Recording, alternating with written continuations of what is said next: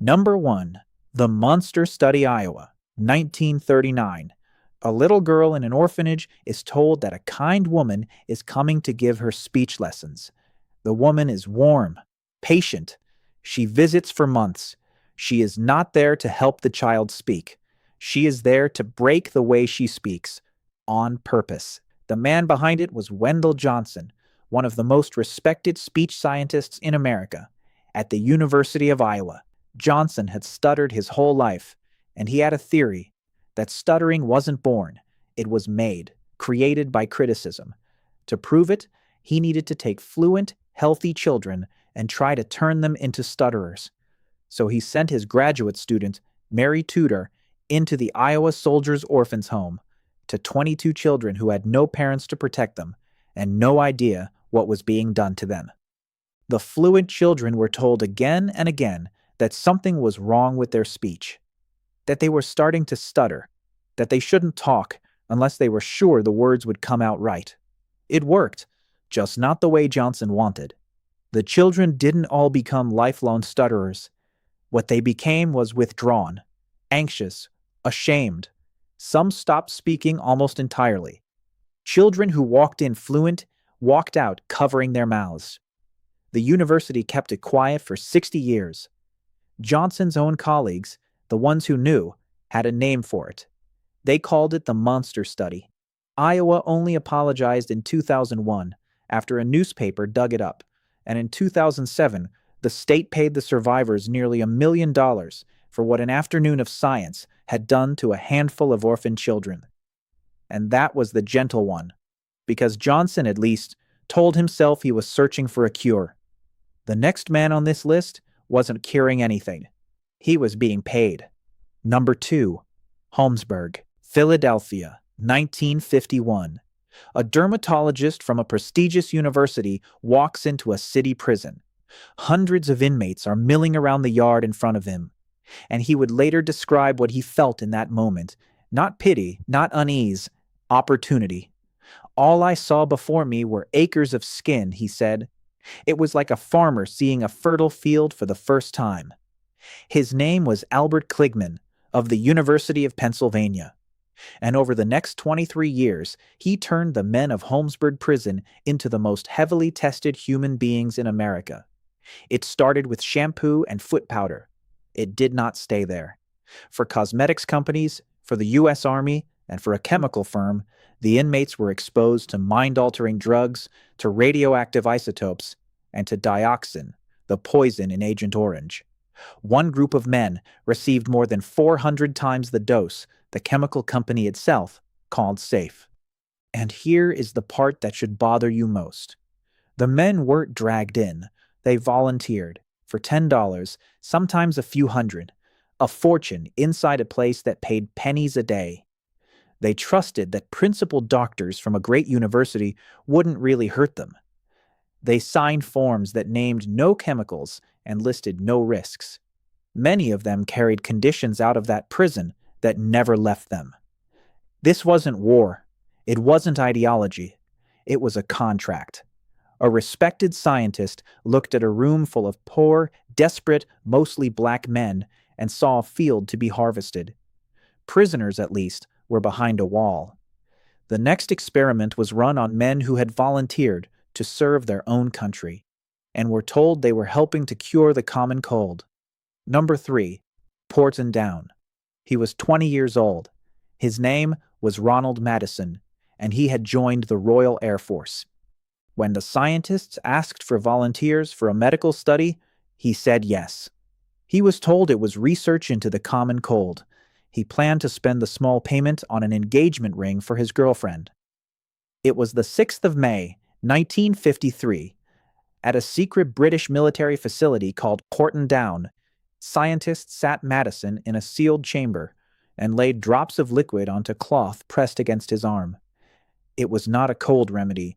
It was sarin, a nerve agent. Within minutes, he was unconscious. Within the hour, he was dead. The ring was never bought.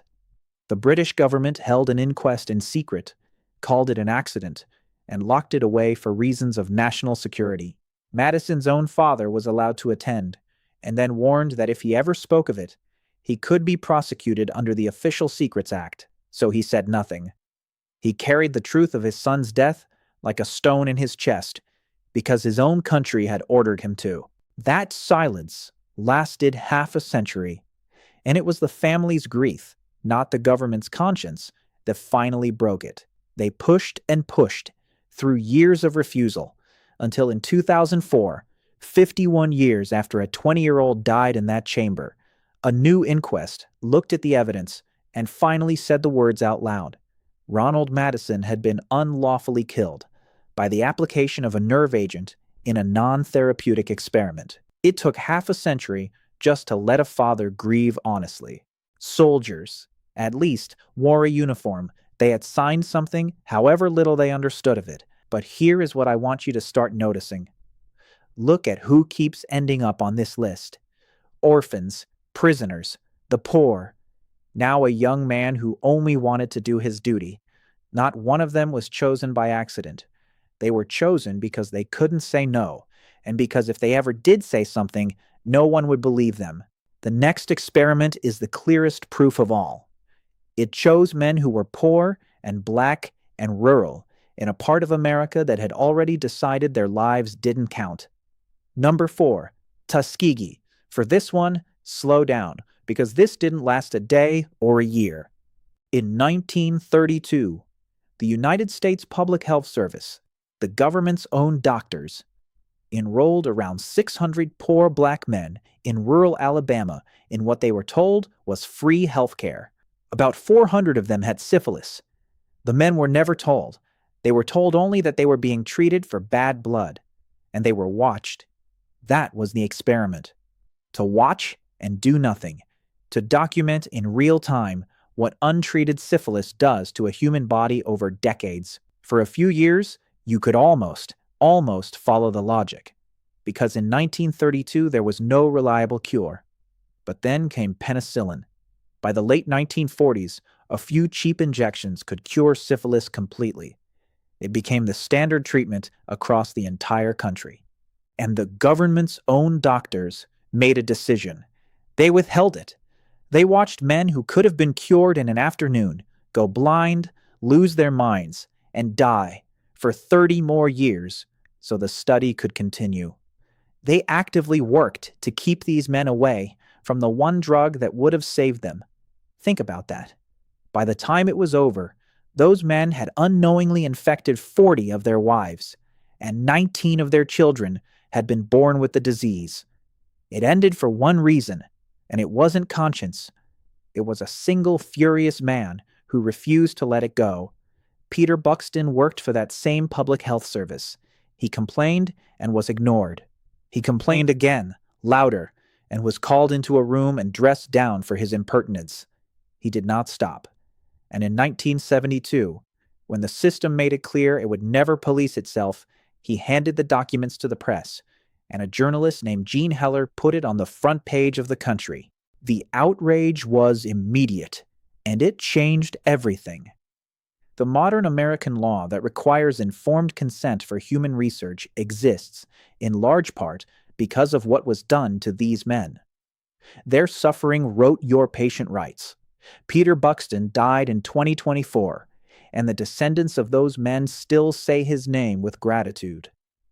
Tuskegee let men get sick and did nothing. But it had a doctor whose name we have not said yet, and he didn't wait for anyone to fall ill. Number 5, Guatemala. That doctor had a name, John Cutler, and his is the single name that ties together two of the worst things on this entire list.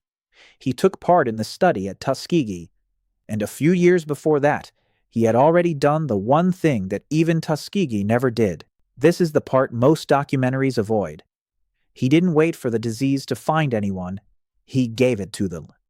Between 1946 and 1948, Cutler led a U.S.-funded team in Guatemala that deliberately infected more than 1,000 people, prisoners, soldiers, and patients in a psychiatric hospital with syphilis and gonorrhea to test whether penicillin could prevent infection. The subjects were deceived about what was being done to them. The records suggest many were never properly cured. The same certainty that let men die untreated in Alabama had a few years earlier than handing out disease in Guatemala on purpose. And here is what should keep you up at night. This did not surface in 1950 or 1970. No one knew it all until 2010, when a historian named Susan Reverby found Cutler's own files gathering dust in a university archive. A sitting U.S. president had to telephone the president of Guatemala and apologize for something his country had hidden for more than 60 years. 60 years. Which forces the only honest question this video can ask. How much don't we know yet? How many files are still sitting in a box in an archive that no one has opened? Infecting the body is one thing.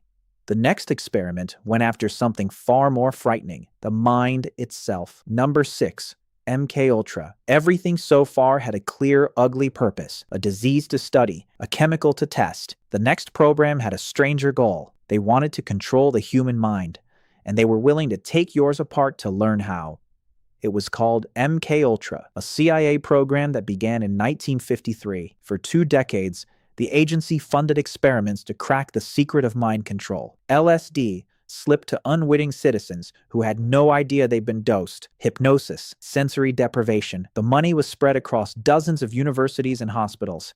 Respectable institutions, most of which never knew where the funding really came from. At its darkest, it had a name, de-patterning. In Montreal, a celebrated psychiatrist named Ewan Cameron, a man so respected he led the World Psychiatric Association, took patients who had come to him for ordinary problems, anxiety, depression after childbirth, and he tried to erase them. Drug-induced comas that lasted weeks, electroshock at many times the normal strength, recorded messages played on a loop for hours, for days, until a person's mind was wiped smooth, and he believed could be rebuilt. People who walked into a hospital with anxiety walked out not recognizing their own families. The first sign the public ever got was a body.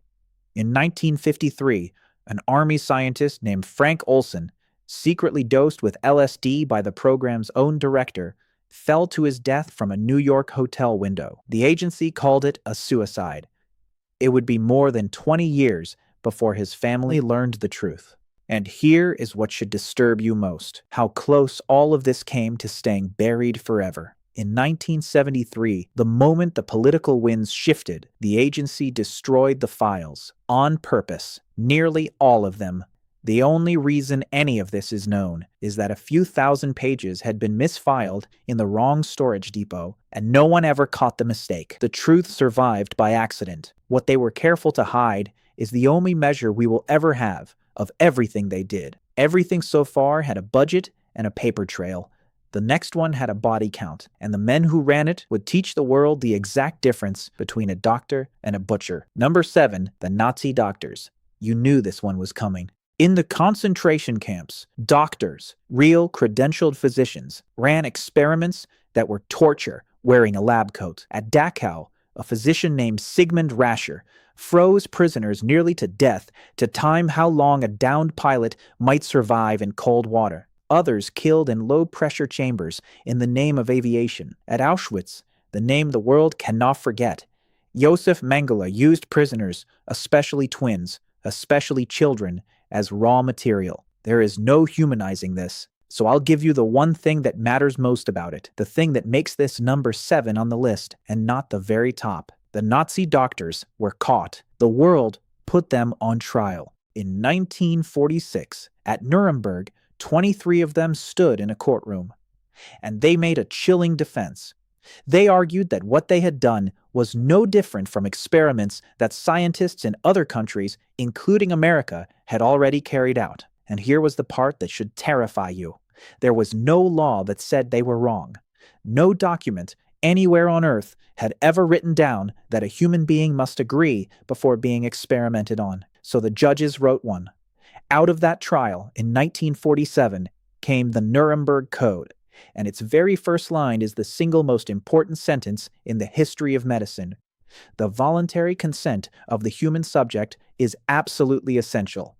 Every consent form you have ever signed is descended from that one sentence. It exists because of what was done in those camps. The Nazi doctors were judged. The world watched, named their crimes, and hanged 7 of them. But the most extreme human experiments in all of history happened somewhere else. And not one of those scientists was ever tried. Because a government you trust decided their data was worth more than justice. Number 8. Unit 731. In occupied China, through the 1930s and into the war, the Japanese army ran a secret facility behind a wall, disguised as a water purification plant. Its real purpose was to build biological weapons.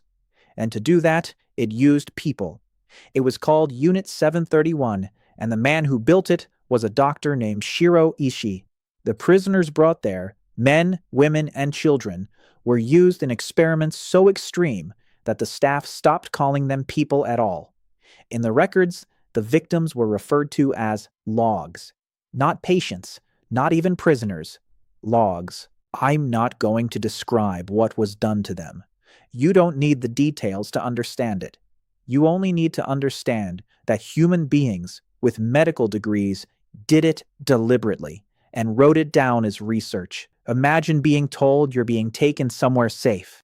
Imagine the building looks like a clinic, clean, orderly, professional, calm. Imagine realizing, far too late, that the quiet men in white coats have stopped seeing you as a person at all. What does a human being have to become to look at another and write down the word log? And here is the fact that should make your stomach drop. The men of Unit 731, unlike the Nazi doctors at Nuremberg, were never tried. Not one major figure was punished because when the war ended, the United States made them an offer: total immunity. In exchange for their research data, the American military wanted what they had learned and knew it could never obtain that data through any ethical means of its own. So the order came down from the very top of the occupation. The Soviets were shut out of the trials and the records were sealed. Shiro Ishii, the man who ran it all, never spent a single day in a cell. He died an old man of throat cancer in 1959. Many of his colleagues went on to run companies, hospitals, and universities. Let that settle. The worst experimenters in human history did not hide from justice. They were protected from it by the same government that only a few years earlier had helped write the rules against everything they did.